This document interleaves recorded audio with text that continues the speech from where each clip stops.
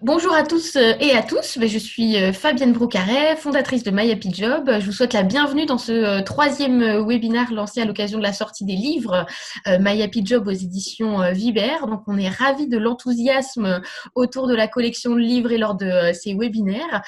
Aujourd'hui, on va faire le plein d'énergie avec Catherine Bory, qui est naturopathe et qui nous a fait le plaisir de signer un des livres de My Happy Job qui s'appelle Zen et en forme, qui va nous permettre de concilier sérénité et efficacité au travail. Donc, c'est tout ce qu'on demande en ce moment et on en a tous bien besoin après la période de confinement et vis-à-vis de la crise qu'on traverse actuellement.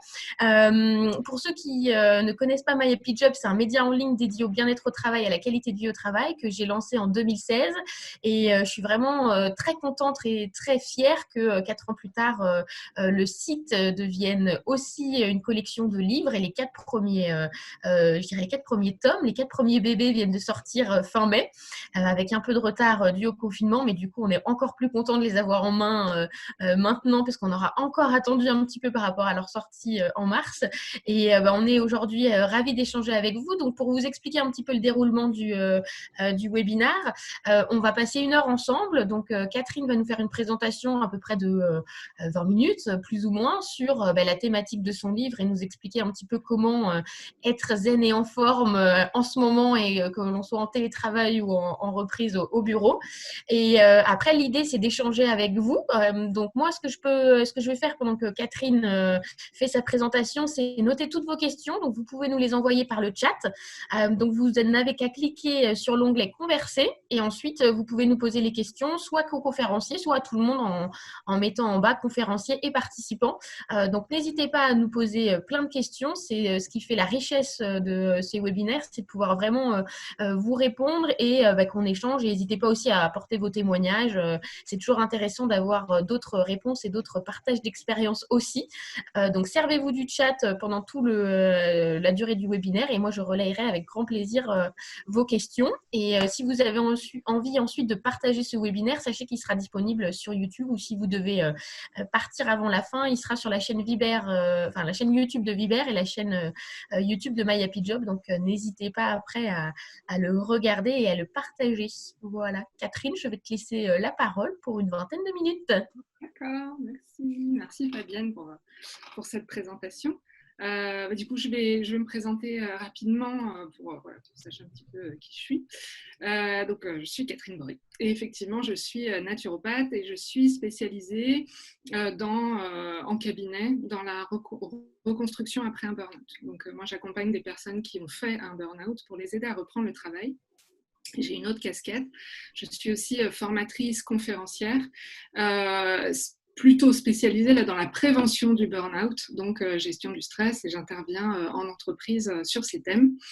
Et donc, je suis l'heureuse auteure de Zen et en forme dans les collections My Happy Job, et je suis également co-auteure du livre Assuré après un burn-out avec Karine Difusco, voilà, qui est sorti l'année dernière. Et du coup, voilà, je suis très très fière de présenter Zen et en forme parce que c'est quand même un livre c'est un projet qui est de longue date. Voilà, et on est un petit peu bloqué sur la sortie. Donc voilà, c'est une grande joie pour moi de vous présenter le contenu du livre. Donc, je vais vous montrer tout ça. Je vous ai fait une petite présentation rapide. Et puis l'idée, c'était effectivement de vous présenter quelques clés pour vous aider un peu dans cette période post-confinement, voilà, presque déconfiné, en tout cas déconfiné, mais zen et en forme. Voilà. Le constat duquel je suis partie et puis que je peux voir en cabinet ou en formation, c'est que finalement, on est un peu tous aujourd'hui coincés, encore plus en confinement, on a tous été coincés derrière nos ordinateurs. En termes en termes d'évolution, on en est à peu près là. Et voilà, on est statique, bloqué, et on travaille perpétuellement sur les écrans et de plus en plus stressé, potentiellement de plus en plus fatigué.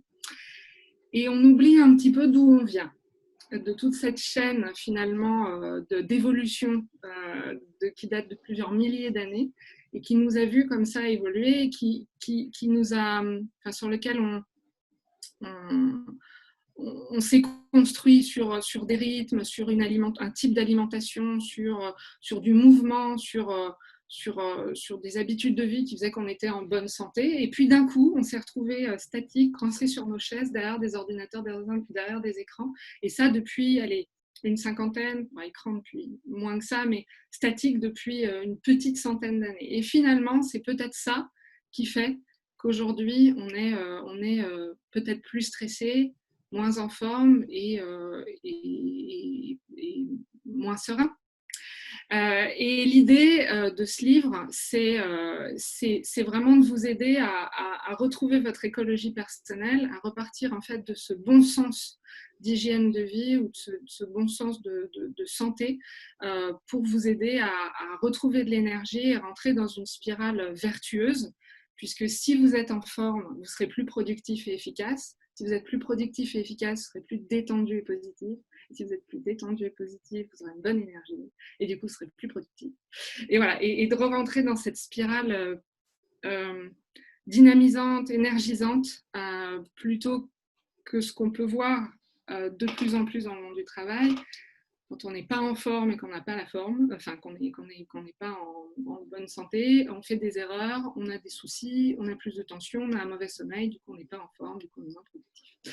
Donc l'idée c'est, et peut-être en cette période post-confinement, de repartir, c'est peut-être le moment d'avoir des prises de conscience et de repartir sur le bon train, quoi, du bon pied, pour retrouver une bonne hygiène de vie, ou en tout cas un rythme juste ou une écologie qui nous ressemble, individuelle bien sûr, mais une écologie qui nous ressemble. Et c'est tout le but de ce livre, c'est de vous aider à reconstruire un petit peu ces piliers. Donc, comme toute la collection, c'est 10 séances d'auto-coaching, et les 10 séances traitent des thèmes suivants. Donc, l'alimentation, donc retrouver une alimentation de qualité qui va vous permettre, anti-stress et énergisante. Reprendre la main sur son horloge biologique, donc un gros point sur la chronobiologie. Reprendre la main sur son sommeil et avoir un sommeil de qualité, puisque c'est l'un des piliers sur la gestion du stress et de l'énergie. Réapprendre à respirer, parce que finalement, respirer, c'est pas uniquement se détendre. Respirer, ça peut être aussi énergisant, ça peut aussi aider à la concentration, ça peut aussi vous aider dans de multiples domaines de votre vie chaque jour. Réapprendre à faire des pauses. Et alors là, en confinement, ça serait bien de reprendre cette habitude. En tout cas, en confinement, je sais que les pauses pour certains ont été très compliquées à prendre. Et en déconfinement, c'est peut-être une bonne idée de reprendre prendre cette bonne habitude de faire des pauses et de ne pas travailler comme ça en continu. L'exercice physique, en tout cas l'activité physique, on en parlera plus tout à l'heure, le mouvement. Certains d'entre vous se sont mis au sport pendant le confinement, d'autres n'ont rien fait du tout pendant le confinement et se délectent aujourd'hui de reprendre une activité physique. Et on va en parler, c'est un des piliers de ce livre. Les bonnes postures sur le poste de travail, puisque si vous vous tenez mal sur votre poste de travail, si votre écran est mal calé, si votre chaise est mal calée, vous avez plus de douleur. Si vous avez plus de douleur, ça va augmenter la fatigue et le stress. Donc on fait un petit point dans ce livre. Apprendre à dire non. Apprendre à refuser. Et ça, c'est une des clés pour préserver son énergie. Qu'est-ce qui fait que je vais accepter certaines demandes, et quelles demandes je peux refuser pour me préserver et être plus efficace sur les sujets qui comptent. La sérendipité, ou l'art de moins contrôler, ne pas dire plus contrôler, ça va faire peur à tout le monde, mais moins contrôler et laisser venir les belles opportunités. Et puis lâcher prise. Alors c'est pareil, c'est un sujet en soi, le lâcher prise, mais je voulais faire un éclairage pour montrer à quel point parfois le lâcher prise nous permet de regagner en énergie, en sérénité. Voilà, donc ça c'est les points qui sont traités dans le livre. Et là, j'ai vraiment voulu, on s'en était parlé avec Fabienne et Caroline, mais faire un point sur cet après-confinement et vous donner des clés qui, dans le livre, pourraient vous aider en particulier là sur la période. Parce que finalement, durant cette période, avouons-le, pour ceux qui ont continué une activité professionnelle, vous étiez un petit peu Shiva quand même. C'est-à-dire qu'entre être super prof à la maison, entretenir votre domicile et faire votre travail, ça a pu être très compliqué. Et je sais que pour certains d'entre vous, le travail a été décalé dans le temps, c'est-à-dire que je connais certains qui, dans la salle, se levaient plus tôt avant les enfants pour travailler. Bon, ma personne. Voilà, donc qui du coup dormait moins, se levait plus tôt, travaillait avant le lever des enfants, s'occupait des enfants, remettait ça un petit peu au travail, s'occupait de nouveau des enfants et du coup retravaillait tard le soir au moment où tout ce petit monde était couché. Et ça fait quand même des journées à rallonge. D'autres personnes, au contraire, ont complètement été déconnectées de leur rythme parce que peut-être moins de travail ou peut-être moins de contraintes finalement, et on se sont levés un peu à n'importe quelle heure, ont moins mangé ou fait des repas à n'importe quel moment, et puis du coup ont décalé le coucher parce que tu comprends, il y a cette nouvelle série sur Netflix et où j'ai pas. Finalement, je m'en ferais bien tout Game of Thrones. Et du coup, on décalait comme ça les rythmes. Et finalement, ça devient une vraie problématique aujourd'hui, là en ce moment, de retrouver un rythme juste celui d'avant, ou en tout cas un rythme sur lequel on est productif, en forme et un peu calé comme ça, sans être dans l'errance. Ça, c'est des conversations que j'ai beaucoup et en cabinet et en entreprise en ce moment. Et finalement, c'est pas anormal que vous ayez besoin de retrouver ces rythmes, de caler vos rythmes, parce que votre corps est un métronome. C'est-à-dire qu'à certains moments de la journée, votre corps va aller produire certaines hormones pour vous faire monter en énergie. Donc là, je vous ai fait ce schéma est assez entre guillemets caricatural parce que on fonctionne tous différemment. Voilà, on n'est pas calé sur les mêmes heures. Mais grosso modo, on sait que généralement, on a une montée d'adrénaline et surtout de cortisol vers 5 heures du matin. Et puis, on est particulièrement productif vers 9-10 heures. Et puis, on a un petit coup de mou dans la matinée, souvent le moment où on se dit, je ferais bien un petit café. Voilà, donc l'énergie baisse un peu, on a une chute d'énergie vers 15 heures, ce moment où on se dit je ferais bien une petite sieste, et puis une remontée d'énergie où on est un peu plus productif vers 17-18 heures pour pouvoir redescendre tranquillement. Et c'est vrai que si vous décalez votre heure de coucher ou si vous décalez votre heure de réveil, et cette horloge biologique finalement va essayer de s'adapter, et si vous ne tenez pas les mêmes horaires tout le temps, vous allez être un petit peu décalé, vous allez être finalement fatigué tout le temps. Donc l'idée, c'est d'essayer de recaler votre horloge pour que votre corps reprenne ses bonnes sécrétions d'hormones, en tout cas celles qui lui sont favorables pour que vous soyez plus productif et énergisé dans la journée.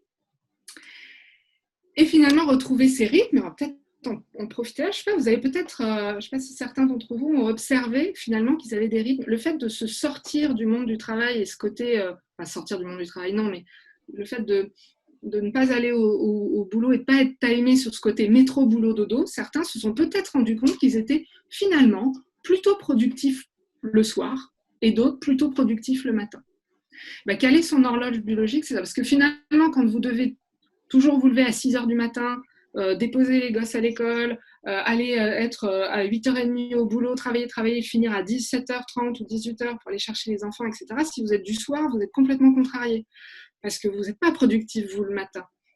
Et puis, peut-être que d'autres on se sont rendus compte pendant le confinement que en se couchant tard et en se levant tard, ils étaient absolument pas productifs le soir, et puis que finalement, ils n'arrivaient pas vraiment à bosser le matin parce qu'ils se levaient trop tard. Et ça a peut-être mis en lumière ces modes de fonctionnement individuels qui sont les vôtres. Et c'est peut-être le moment de vous dire, OK, comment est-ce que je peux recaler mes rythmes pour être au bon moment pour moi, au bon timing pour moi, et comment est-ce que je peux caler mon travail, mes activités en fonction de ces rythmes biologiques. Ça, dans le livre, je vous donne un petit quiz, ou en tout cas des questionnaires ou des questions que vous pouvez vous poser pour savoir si vous êtes plutôt du matin ou du soir, si ce n'est pas intuitif pour vous. En tout cas, si vous n'en êtes pas forcément rendu compte là. Ou pour infirmer ce que vous avez, ce qu'on vient de se dire, ce que vous avez observé. Ensuite, ça va être l'horloge biologique, elle se cale sur deux choses. Elle se cale sur le temps de repas. Donc le fait de retrouver un rythme de repas, c'est-à-dire manger à heure fixe, ça va aussi recaler cette horloge biologique. Donc de retrouver une heure fixe ou en tout cas à peu près voilà, de repas. Et puis, ajuster son heure de réveil. Parce que c'est aussi le sommeil et du coup l'heure de réveil qui va conditionner un petit peu votre journée de travail. Et parlant de réveil, on va aussi parler de sommeil. Et ce sommeil, il a été assez mis à mal pendant cette période de confinement, je le sais. Ça a vraiment fait partie des plaintes sur ces dernières semaines, ces derniers mois. L'anxiété ou le manque de mouvement ou le manque de lumière ont pu générer des sommeils de moins bonne qualité, et puis aussi les rythmes de vie qu'on a pu avoir à effectivement nous décaler nos heures de coucher. Et puis, mine de rien, le manque de sommeil, ça a quand même plusieurs conséquences. On sait aujourd'hui que la moyenne de la population dort à peu près 6 heures, en tout cas moins de 7 heures. Et c'est vraiment... Enfin, je ne dirais pas que c'est dramatique, mais c'est vraiment questionnant sur l'état de santé et sur notre productivité. Parce que finalement, le manque de sommeil va amener de la prise de poids, en tout cas favorise la prise de poids, amène une faiblesse immunitaire, c'est pas le moment,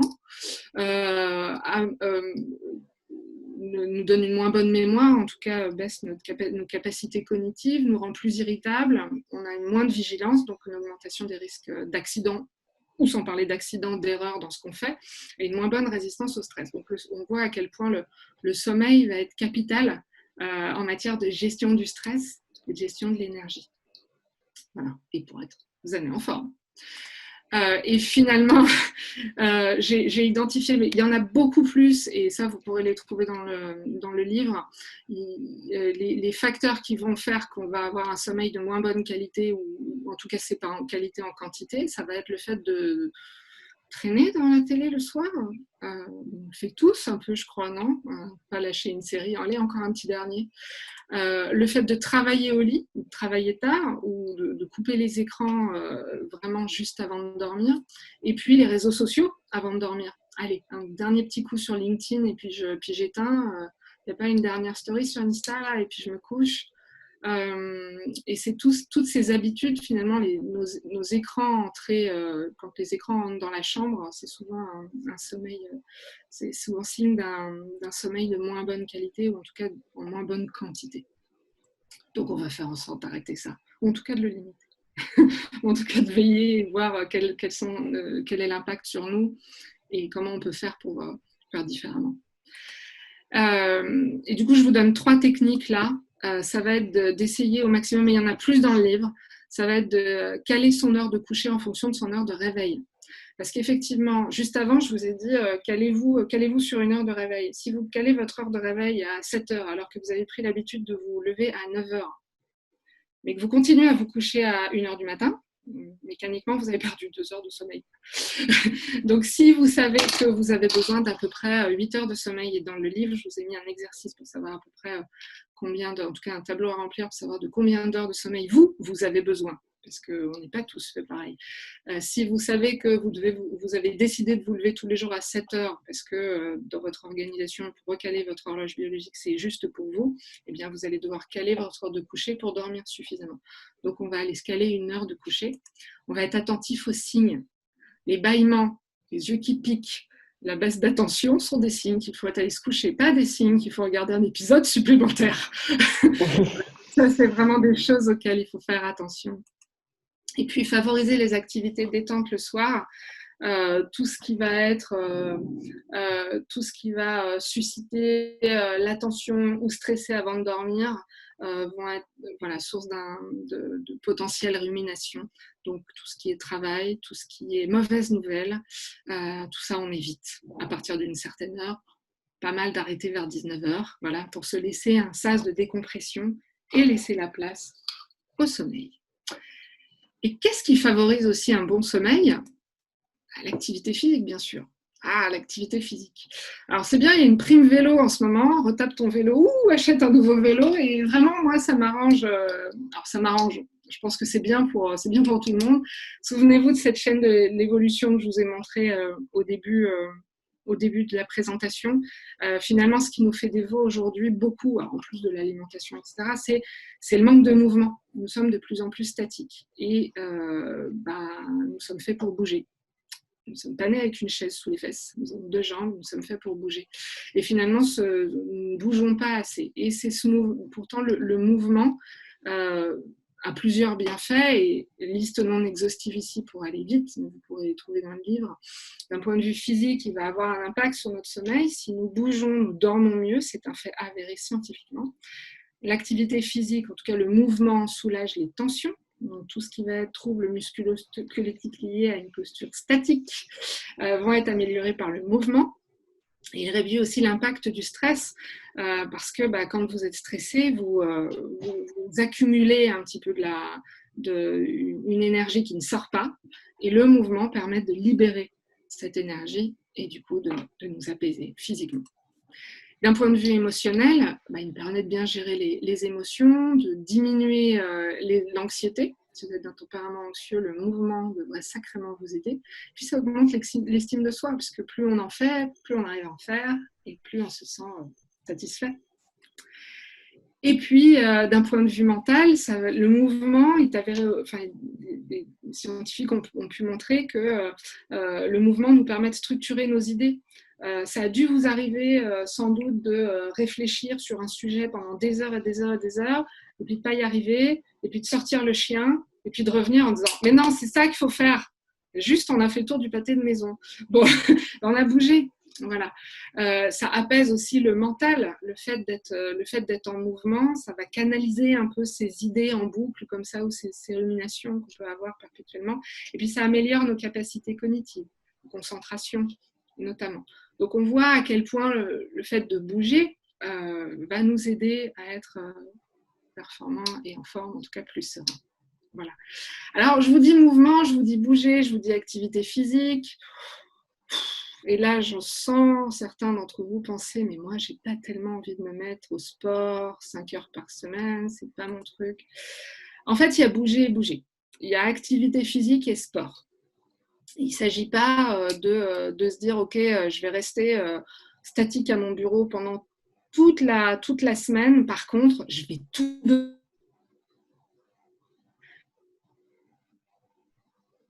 Ah.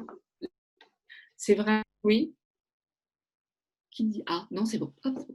L'idée ça va vraiment être d'avoir une activité physique régulière, et quand on parle d'activité physique c'est juste de faire des activités qui vous mettent en mouvement. Donc son ménage est une activité physique par exemple, mais aussi monter les escaliers, faire du vélo pour faire des courses, faire de la marche à pied. Tout ça, sauf faire du jardinage, jouer à cache-cache avec les enfants, tout ça c'est autant d'activités physiques. Et ce qui se différencie vraiment de l'activité sportive qui, elle, va augmenter le rythme cardiaque, augmenter les masses musculaires, etc.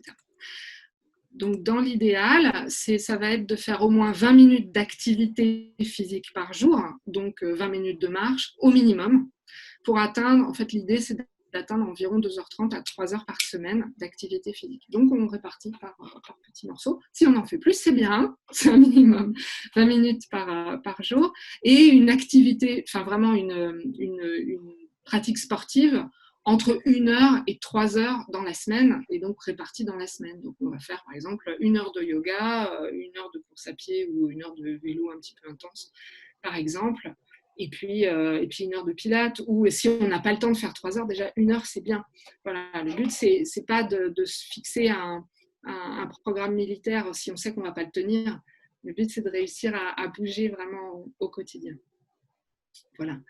Donc on a vu là le fait par rapport à parmi les 10 thèmes abordés dans le livre, on a vu voilà, la chronobiologie, le sommeil et l'activité physique qui sont que 3 piliers parmi toutes les choses qu'on pourrait voir pour être zen et en forme. Et je voulais vous expliquer un petit peu la manière, alors pour ceux qui ne connaissent pas encore bien la collection, la manière dont tout ça est articulé. Donc à chaque chapitre, vous avez un carnet de bord qui vous permet de faire le point sur là où vous en êtes. Qu'est-ce que je fais aujourd'hui par rapport à la problématique de l'alimentation, par exemple, ou par rapport à la question de l'activité physique? Qu'est-ce qui se passe pour moi? Donc, je vous ai mis une petite liste de questions. Ensuite, il y a un témoignage ou l'histoire de quelqu'un pour qui ça ne se passe pas super. Ça nous arrive à tous, vraiment à tous, les histoires que je raconte. Ensuite, on fait un petit focus sur qu'est-ce qui est bien, qu'est-ce qui pourrait être amélioré, pourquoi est-ce que ça se passe comme ça pour cette personne. Ça permet d'avoir un petit éclairage. Et ensuite, vous avez des pages de coaching. Donc là, vous allez apprendre plein de trucs. Enfin, j'espère. Voilà, on a veillé vraiment à ce que le contenu soit accessible, simple à lire, avec du pratico-pratique. L'idée, c'est que vous puissiez mettre vraiment en place au quotidien facilement. C'est que ce ne soit pas juste de la théorie, que ce soit réalisable pour vous, avec plein d'idées. Et puis, un carnet de bord qui vous permet de passer à l'action et des petits engagements pour vous-même, voilà, qui vont faire que vous allez pouvoir mettre en place du changement. Voilà pour le livre. Et voilà pour moi. Si vous voulez en savoir plus ou me contacter, vous avez mes coordonnées ici. Voilà. Du coup, alors ce que je trouve intéressant avec ton thème, c'est qu'on est vraiment en lien aussi avec les autres livres de la collection, parce qu'avec Christophe Deval, on a parlé parmi les soft skills de l'énergie, qui était aussi une base. Si on n'est pas en forme, en effet, c'est compliqué pour développer ses autres compétences.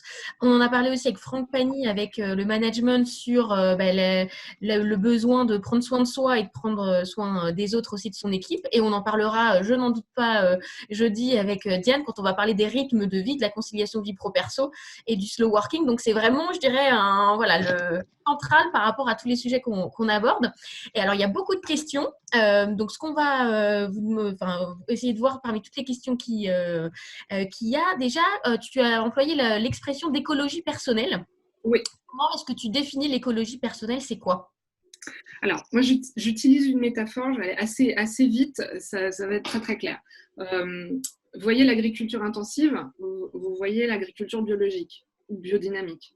En agriculture intensive, on part sur un système de surproduction.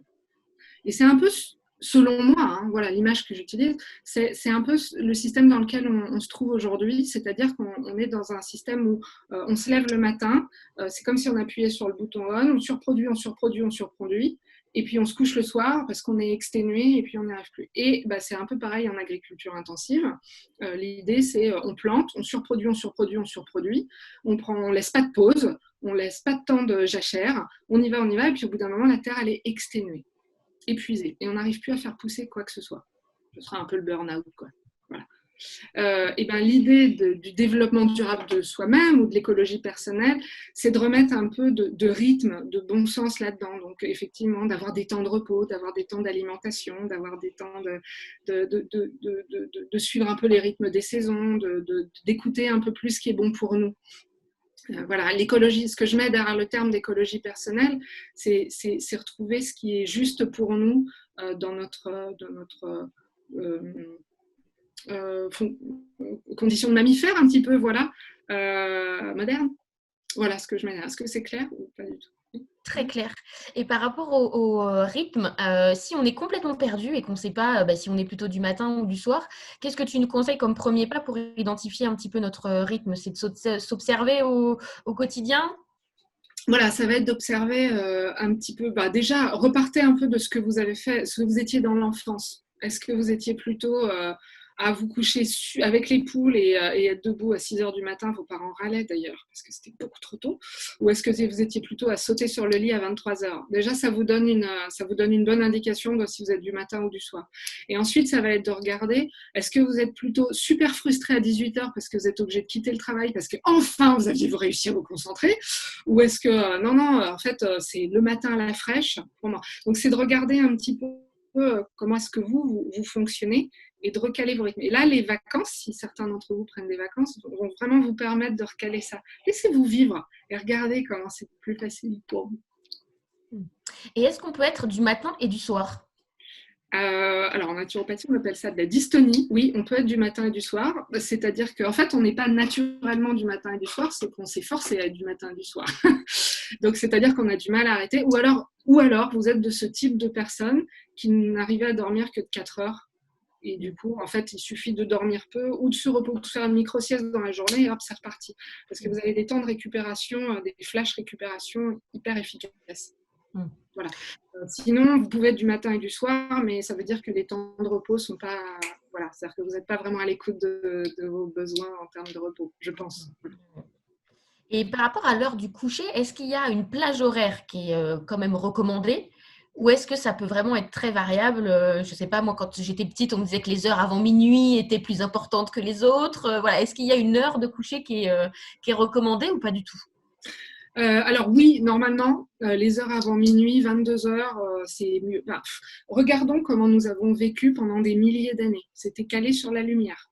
Donc en clair, on n'avait pas, enfin, on n'avait pas de lumière, on avait des petites bougies, on éteignait la clope et puis c'était fini. Enfin voilà. Aujourd'hui, on décale aussi parce qu'on n'a plus ces rythmes-là liés à la nature, en fait. Donc oui, il s'agirait de se coucher avant minuit.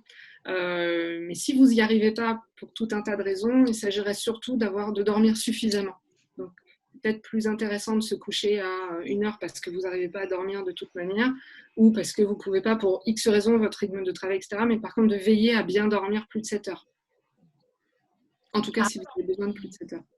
ouais.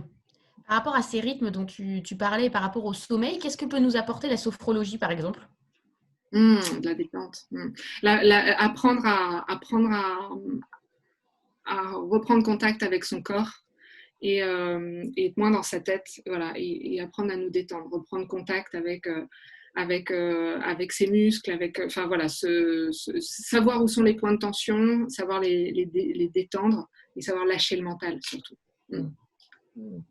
Et quelqu'un nous disait, quand les premiers signes du sommeil arrivent, je vais me coucher, mais quand j'éteins la lumière, c'est fini, je n'arrive pas à dormir. Voilà.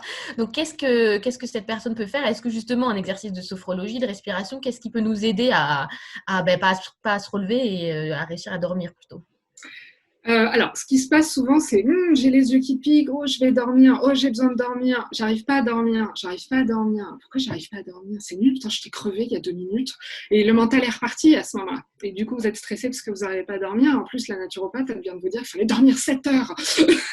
Donc là, c'est mort. Donc voilà, déjà, c'est d'essayer au maximum de lâcher le mental. Donc des exercices de respiration vont vraiment être favorables à ça. Donc vous pouvez utiliser la cohérence cardiaque, qui est sans doute l'exercice le plus connu, mais vous avez des applications, rien de vous dire de ne pas utiliser l'écran, en tout cas vous entraînez en journée pour prendre ces rythmes respiratoires-là, et je vous en ai mis également dans le livre, voilà, pour vous aider à... La respiration, c'est vraiment une des meilleures techniques pour reprendre contact avec son corps et lâcher le mental, d'être dans l'ici maintenant.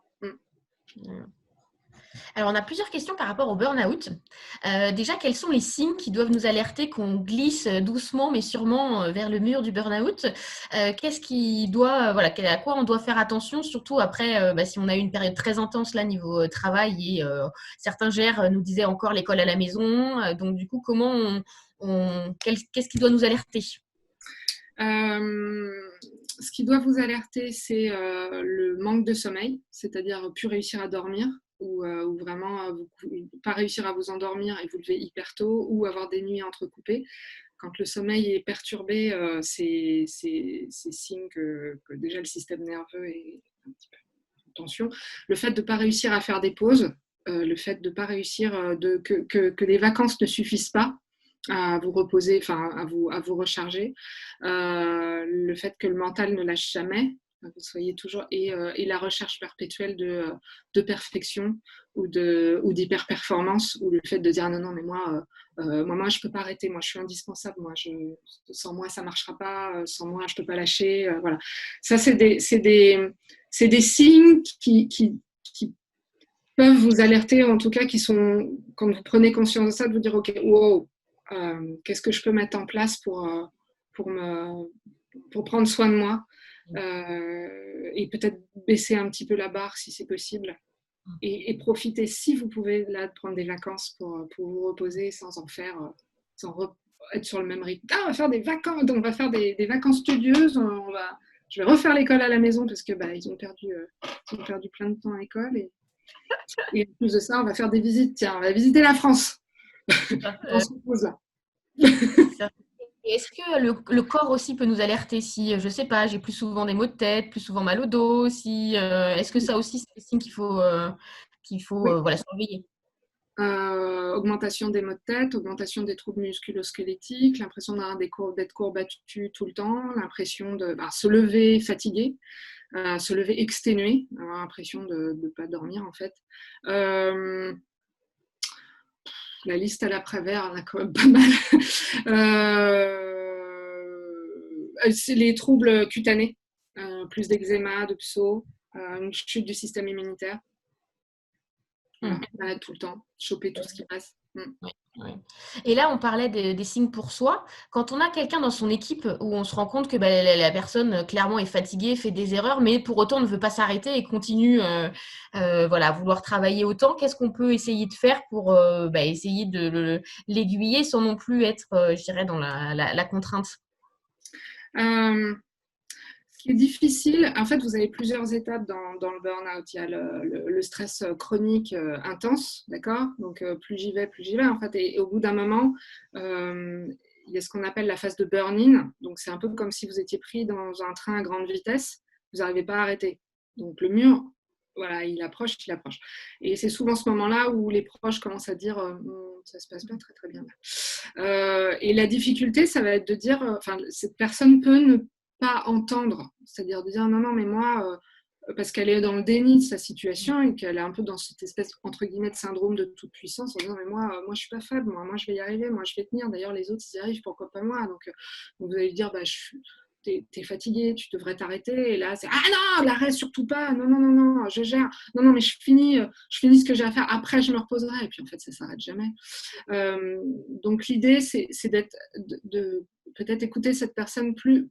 Peut-être que si vous lui répétez sans cesse faut que tu t'arrêtes, prends du temps pour toi, il est possible que ça la crispe encore davantage, parce que ça lui ramène une image de personne faible, donc des fois c'est contre-productif. Mais d'alerter, je m'inquiète pour toi, je me rends compte que tu travailles beaucoup, est-ce que je peux t'aider, qu'est-ce que tu pourrais faire pour prendre un peu plus soin de toi, lui être bienveillant envers elle, lui faire un café, non pas de café, pas faire un petit thé, être attentif en fait, et peut-être lui parler à des moments où c'est pas le rush. Il n'y a pas pire pour une personne qui est en burn-in que de lui dire t'es hyper stressé, il faut que tu te détendes, hein. Prends un week-end, parce que là le message passera pas. Mais à des moments où vous êtes dans la bienveillance, dans la douceur envers elle, là le message passera peut-être mieux, et dire voilà, je m'inquiète pour toi, qu'est-ce que tu pourrais faire pour prendre un peu plus soin de toi. Voilà. Le message passe en douceur. Souvent, plus on répète, plus l'entourage répète, au bout d'un moment, ça finit par passer. Hein. Voilà. Et on a le témoignage de Nadège qui, elle, revient vers Burnout et reprend le travail là. Quels seraient tes conseils quand après un long arrêt, quels seraient tes conseils pour reprendre et pas retomber dans le même schéma?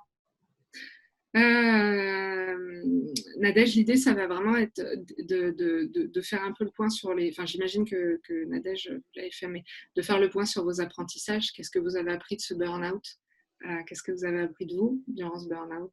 Et qu'est-ce qui, selon vous, vous a fait craquer? Et quels sont les points sur lesquels vous ne pouvez pas déroger pour être en forme, vous? C'est-à-dire, quelles vont être vos limites, quels vont être vos signaux d'alerte pour ne pas rechuter? Je ne sais pas, moi, par exemple, si c'est le travail dans l'urgence qui vous a fait craquer, de vous dire, OK, à quel moment, dans quelle situation d'urgence je ne veux plus me mettre pour ne pas me retrouver dans cette même situation. Alors, la bonne nouvelle, c'est que le corps a une super intelligence, c'est qu'il vous fera chanter avant. C'est-à-dire que le moindre signal d'urgence, c'est « Ah non, c'est pas moi !» Donc ça bloquera. Voilà. Ce qui est plutôt une bonne nouvelle, c'est qu'il y a des signaux comme ça qui vont se mettre en place. Mais ça va être aussi qu'est-ce que vous avez appris durant votre burn-out du ressourcement, de ce qui vous fait du bien. Donc, veillez à votre sommeil, veillez à faire des pauses, veillez à vous faire plaisir au quotidien. Veillez à vos rythmes, ayez des petits rituels qui vont vous recharger comme ça. De penser recharge, de penser ressources, plutôt que de repenser productivité. Très bien. Beaucoup de participants et participantes sont encore en télétravail avec les enfants à la maison, donc pas de grosse différence par rapport au confinement plutôt. Quels seraient tes conseils pour réussir à avoir le sas de décompression entre vie pro, vie perso? Qu'est-ce qu'on peut mettre en place pour ne pas enchaîner non-stop toute la journée? Alors, le fait de couper En fait, la difficulté du télétravail, c'est que pour beaucoup d'entre nous, finalement, le bureau, ça devient la table de la cuisine. Et il n'y a pas de lieu d'isolement finalement. Et du coup, le bureau restant sur la table de la cuisine quand on mange sur la table de la salle à manger, en fait à 20h, 21h, je suis en train de me reposer, mais je regarde mon ordinateur parce qu'il est sur la table de la cuisine. Et du coup, je reprends ce boulot. Donc l'idée, ça va être de couper à un moment, de se dire voilà, 19h, c'est terminé. Basta. On se fixe 1 heure, on arrête, tout le monde arrête, on éteint les ordinateurs, on éteint les téléphones, stop. Et d'avoir ces moments de coupure, comme ça, où on range toutes ses affaires, où on ne voit plus, un peu comme quand on part du boulot. Voilà, on ferme la porte. Et d'essayer vraiment de caler ces temps-là, à partir de telle heure, c'est repos, c'est détente, c'est cocooning. Je me mets dans un petit sas comme ça, familial, bon pour nous. Et puis ça peut être de s'isoler, soit je me prends une douche, pour couper. Donc, j'ai pas de baignoire, je prends une douche, ça va être 5 minutes où je profite de l'eau chaude sur mon corps, où, voilà, je me reconnecte à moi, je me fais un masque, allez, soyons fous. Mais en tout cas, d'avoir des temps pour soi et d'être dans la conscience de ce temps pour soi. Voilà. Que c'est ce moment que vous allez utiliser pour vous régénérer, écouter de la musique, sentir une huile essentielle. Voilà, de prendre pleinement conscience que ce temps vous fait du bien. Et ça plusieurs fois dans la journée. Et est-ce que pour prendre soin de soi, une des clés, c'est les rituels? Est-ce que c'est important d'avoir des rituels au quotidien? Alors, tout à fait. D'ailleurs, pendant le confinement, ça a été vraiment recommandé par les psychologues et les psychiatres. C'était ce qui allait nous faire tenir, c'était les rituels. Et c'est vrai, parce que ces rituels, c'est pareil. Si on reprend l'évolution de l'humanité, on a toujours été rythmé par des rituels, des rythmes religieux, mais aussi les rythmes des saisons, mais aussi les rythmes circadiens. Du coup, oui, les petits rituels vont nous permettre d'avoir de se caler sur un rythme qui nous permet d'avancer. Si je sais qu'à 11h, je me fais toujours cette petite pause avec ma collègue ou cette petite pause thé-chocolat, ça me permet de tenir de 9 à 10 où je suis productive, je me fais ma petite pause, ça va me faire du bien et puis pouf, je repars. Ça rythme, ça séquence. Voilà. Et quelle différence tu fais entre les rituels qu'on voit de manière positive et la routine qu'on voit peut-être un peu de manière plus négative quand la routine s'installe? Qu'est-ce que tu fais la différence, quelle différence entre rituel et routine? Le rituel, c'est une vision toute personnelle. Hein. Le rituel, il est dans le bon pour soi. La routine, c'est le moment où vous ne faites plus vraiment du bien, en fait. C'est le pilotage automatique aussi, la routine. Voilà. Donc, les rituels certaines personnes, c'est hyper rassurant d'être toujours à la même heure, d'être toujours sur le même rythme, etc. Et puis pour d'autres, c'est « Ah ben non, tu vas pas me faire ça toujours tout le temps comme ça, je vais mourir. » Donc voilà, c'est peut-être un rituel. Mon rituel, c'est de manger un carré de chocolat, mais à n'importe quel moment de la journée. Et mon rituel, c'est le carré de chocolat, parce que là, je me fais kiffer. Mais pour d'autres, ça va être non. Mon rituel, c'est carré de chocolat à 10h. Parce que sans mon carré de chocolat à 10h, ça va pas. Voilà, c'est comment on se fait plaisir, le rituel, je crois. C'est ça, il y a un côté plaisir et routine peut-être un peu plus routinier ou contraint ou métro boulot dodo, quoi. C'est ça, exactement, ouais. Il y a d'autres questions par rapport au sommeil. Est-ce que les tisanes pour mieux dormir, nuit tranquille et compagnie, est-ce que ça peut avoir un vrai impact? Est-ce que ça peut nous aider? Oui, ça dépend juste de l'état d'état nerveux dans lequel vous êtes. C'est-à-dire que si vous êtes un insomniaque chronique, oui, vous pouvez prendre des tisanes, c'est pas ça qui vous fera dormir. Si vous dormez toujours très bien, mais que vous avez du mal à vous détendre le soir, ouais, la tisane va vraiment vous aider à vous détendre. En fait, c'est la concentration de la plante en fait, qui va nous aider, qui va avoir un effet relaxant, apaisant, pas somnifère, mais en tout cas qui va nous aider à dormir. La tisane en tant que telle, souvent pas assez concentrée. Non, ça dépend des plantes que vous prenez, cela dit. Mais voilà, ça dépend un peu de votre système nerveux et de l'état nerveux dans lequel vous êtes à ce moment-là. Et on parlait des petits dormeurs tout à l'heure, quand on est à l'inverse un gros dormeur, quels seraient tes conseils pour s'organiser dans la semaine? Parce que c'est pas forcément évident de pouvoir concilier travail et, je dirais, nuit conséquente. On se couche plus tôt. Désolée. Alors, les spécialistes du sommeil déconseillent vraiment de dormir peu la semaine et de rattraper la dette le week-end. Ça, c'est lu dans plusieurs études, c'est que finalement, vous décalez votre horloge biologique. Si vous faites des grosses cures de sommeil le week-end et que vous êtes en dette la semaine, finalement, à la fin du week-end, vous arrivez plus, vous avez, je sais pas, vous êtes levé dimanche à midi, que vous avez fait la grasse mat, mais du coup, vous n'arrivez pas à vous coucher tôt. Du coup, vous vous couchez tard, vous devez vous lever plus tôt, vous avez une dette et en fait, vous enchaînez les dettes. Pour les spécialistes du sommeil, l'idée, c'est de vraiment dormir à peu près le même temps de sommeil tout le temps. Et du coup, si vous êtes un gros dormeur, faut se coucher plus tôt. Et si vous n'arrivez pas à vous coucher tôt exceptionnellement, de faire des siestes dans la journée. Micro-sieste, relaxation, voilà, pour récupérer. 15-20 minutes maximum, la micro-sieste? Voilà, alors ça dépend des physiologies, ça dépend des gens, ça dépend. Il y a des personnes, 15 minutes, ils arrivent à tomber dans le sommeil paradoxal, l'état sophronique, là, et puis de remonter, ça marche. Et d'autres personnes tardent à tomber là, dans la relaxation et du coup n'arrivent pas à... Ça, 15 minutes, c'est trop court. Donc, tester un petit peu. Dans le livre, il y a un exercice là-dessus pour tester son temps de sommeil optimal, enfin de micro-sieste optimale. Et est-ce que la luminothérapie peut aussi avoir des vertus? Est-ce que c'est efficace? Et qu'est-ce que tu recommandes comme temps d'exposition? Enfin, comment on s'en sert concrètement? Alors oui, super efficace parce qu'en fait, les troubles du sommeil peuvent être liés à un manque de lumière. Nous avons besoin de la lumière du jour parce que nous sommes censés vivre en extérieur. Souvenez-vous. Mammifères, tout ça. Donc, nous sommes censés vivre en extérieur et nous manquons de lumière derrière nos écrans, à côté de nos fenêtres, voire loin de nos fenêtres. Donc, la luminothérapie va apporter un taux de lumière suffisant pour recharger en fait en sérotonine, notre cerveau en sérotonine, qui sera synthétisée en mélatonine, qui nous aidera à dormir. Donc, pour certaines personnes, ça marche très très bien. Et l'exposition dépend du nombre de lux. Donc voilà, on est à peu près sur 20 minutes d'exposition sur lumière à 10 000 lux, me semble-t-il. C'est pareil, on en parle dans le livre de l'immunothérapie. Très bien. Et on a une question par rapport au sommeil. Quand on est en couple et qu'on a des rythmes très différents, comment réussir à faire pour s'organiser? Est-ce que chacun doit faire un compromis ou est-ce que le sommeil, c'est chacun son sommeil et c'est comme ça? Je ne sais pas, ça dépend de vous. S'il y a du compromis, c'est cool. Et puis s'il n'y a pas de compromis possible, parce qu'il n'y a pas pire que monsieur qui se couche avec les poules et qui se met à ronfler quand vous êtes plutôt tardif et que vous n'arrivez pas à dormir. Je ne sais pas, je ne prendrai pas.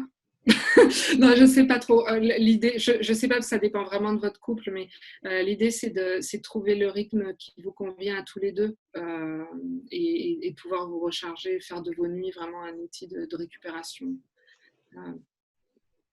Ouais, c'est Voilà. pas évident à trouver. Des fois, voilà, quand on est placé en même rythme, ça peut être un peu compliqué. Ouais.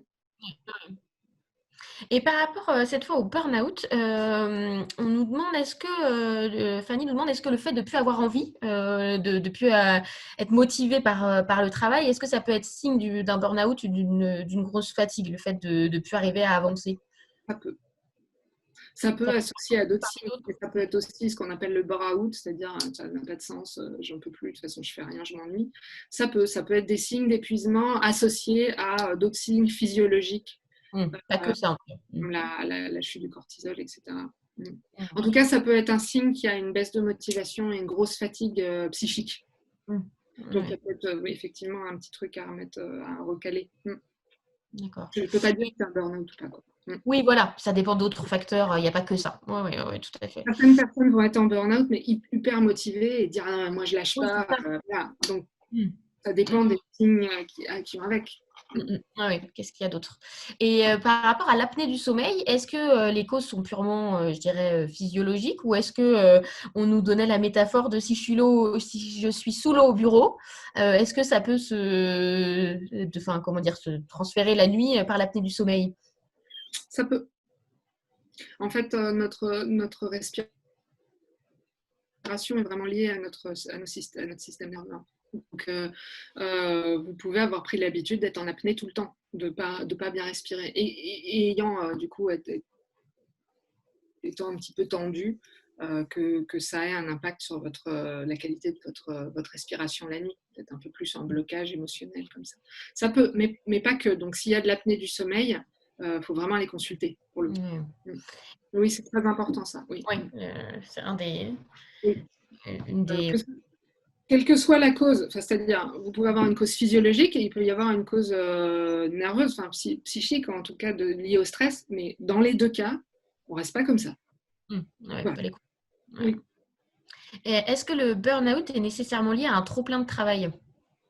Ben non, ça peut être un sous-plein de travail, ça peut être un manque de travail, ce qu'on appellera plutôt le burn-out. Les personnes qui sont en épuisement professionnel parce qu'elles ne font rien. Oui.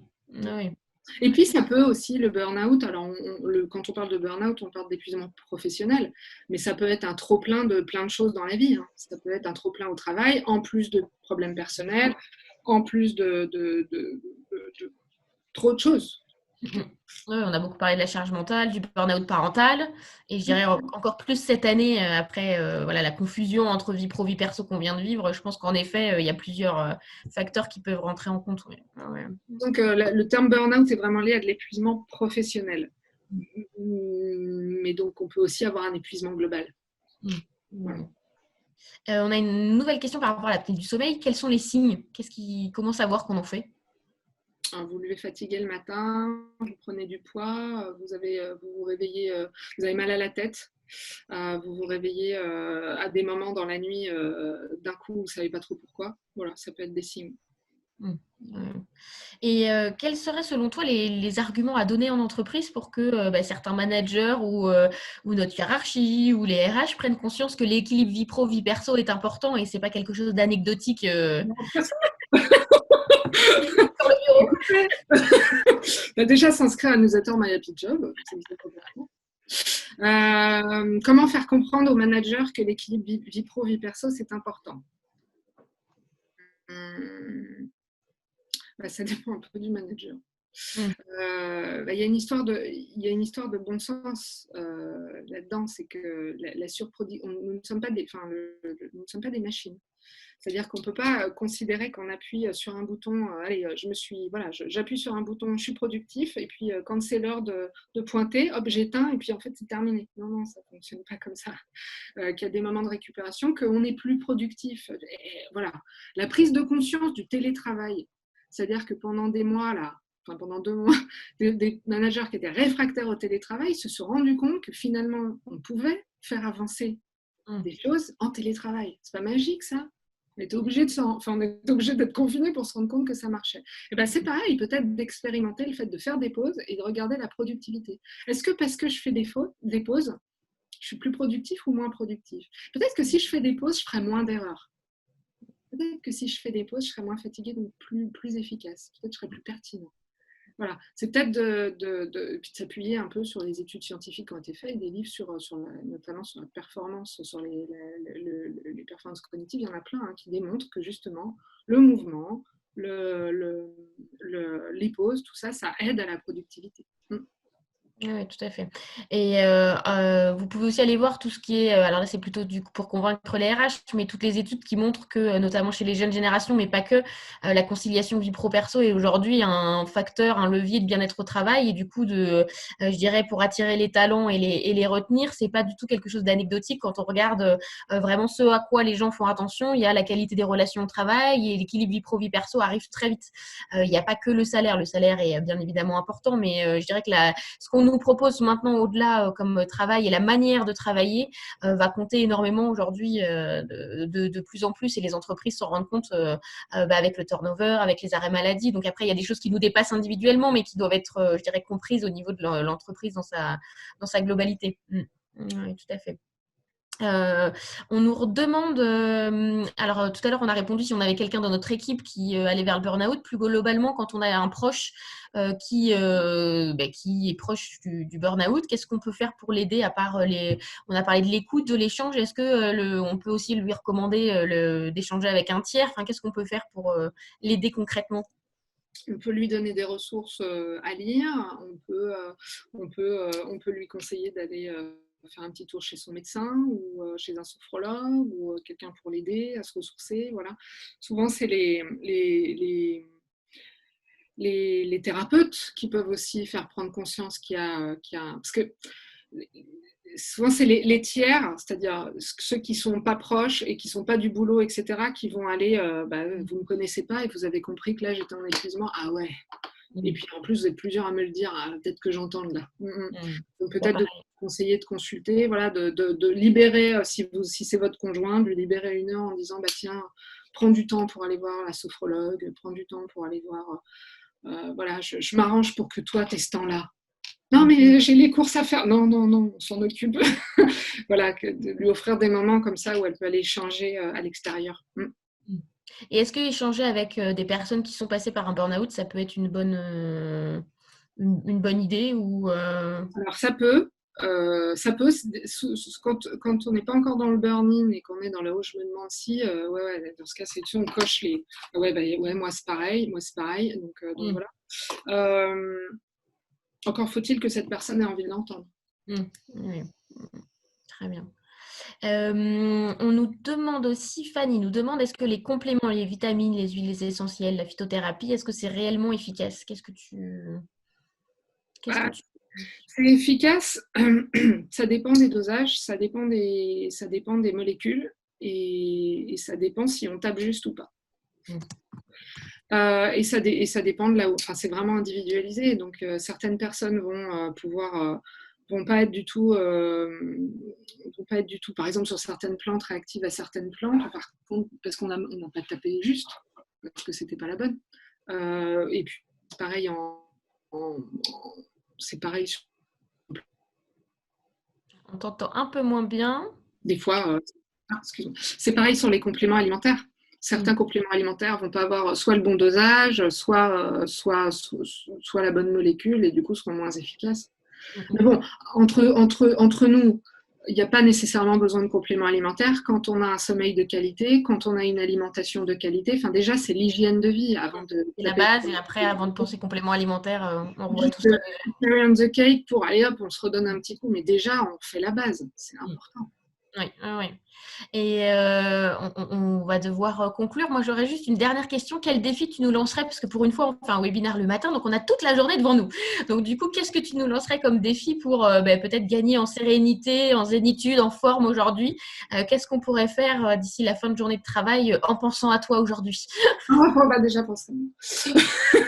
Non, aujourd'hui, vous allez faire des pauses. Et des pauses kiff. Voilà. Au moins 3 pauses kiff. Des moments pour vous. Alors, ça peut être avec les autres, mais des moments où vous dites, tu sais quoi là, je coupe, et puis je me fais un bon thé, et voilà, avec, vous aurez compris que j'aime le chocolat, avec des amandes, du chocolat, que sais-je, ou là, ce soir, vous prenez une bonne douche chaude, réconfortante, voilà, vous kiffez au moins 3 fois dans la journée, des petits moments courts pour vous ressourcer. Voilà. Donc, pas forcément des longues pauses, mais en tout cas, on se fait plaisir le temps d'une pause.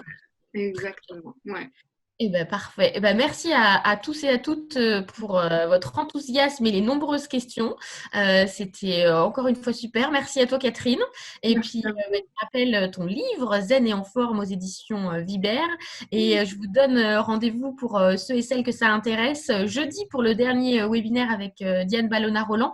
Et on parlera slow working, comment réussir à ralentir dans nos rythmes de vie effrénés. Je te souhaite une bonne journée et bonne journée à tous. Merci beaucoup. Merci.